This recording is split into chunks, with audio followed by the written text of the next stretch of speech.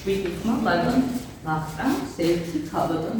შევადგინოთ ახლა 4. ერთ ხმას მინდა მადლობა გადაუხადო, რომელმაც თქვა ღირსეული ნაბიჯი გადადგა და ხმამისცა უნივერსიტეტის მომავალს და არა თქვა პიროვნებებს. მე არ ვიცი, სიმართლე გითხრა, მე მქონდა მანამდე რექტორთანაც შეხვედრა და მითხრა, რომ ნეტაკი ჩემზე იყოს დამოკიდებულიო. მე ვთქარ, იყო მანამდე აკადემიის საბჭოს წევრებთან შეხვედრა ჰქონდათ, საუბარი ჰქონდათ, მე არ ვიცი რა საუბრები იყო, მაგრამ ყოველ შემთხვევაში ეს რომ თქვა გამოცდილებაზე ყოფილიყო დაყრდნობილი და უნივერსიტეტისთვის ვიღაცას რაღაც უნდოდეს სიკეთე, ეს რომ ამით არ იყო განპირობებული, ეს ფაქტია, იმითაც რომ თაქ-თაქიძე, აი ჩვენი სტუდენტი იყო და ძალიან კარგი ახალგაზრდა, მაგრამ იმდენად გამოუცდელია და არც სტაჟი არ აქვს, დარღვევით არის დარეგისტრირებული.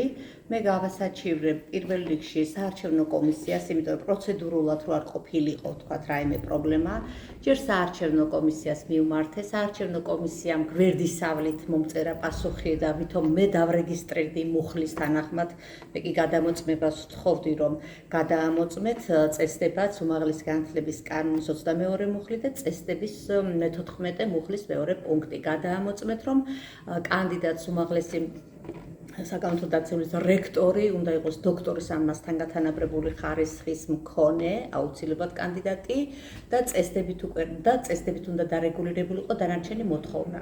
წესდებაში იყო, რომ რექტორის უფლება აქვს კანდიდატად დარეგისტრდეს პირს, რომელსაც აქვს დოქტორის ხარისხი და ასევე უმაღლეს საგანმანათლებლო დაწესებულებაში აქვს პედაგოგიური, ადმინისტრაციული და სამეცნიერო სფეროში მუშაობის გამოცდილება.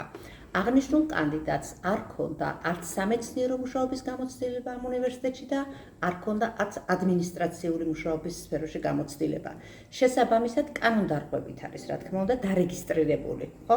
ვინაიდან პასუხი ვერ მივიღე საარჩევნო კომისიის მიერ, წინასწარ დავიჭირე თადარიგი, მე მოლოდინი მქონდა, იმიტომ რომ ყველა ცალ-ცალკე გიხდიან ბოდიში და რა ვქნათ, როგორ ვქნათ, ეს ხო იცი რაზეა დამოკიდებული, ვიზია დამოკიდებული, ყველაფერი, ჩემთვის ვიზია დამოკიდებული და რა მოხდა თქვენი აზრით? არ ვიცი, ჩემი აზრით, არ ვიცი, მეც არ ვიცი. მე უფრო ვფიქრობ, რომ ადგილზევე გადაწყდა გეგმა B.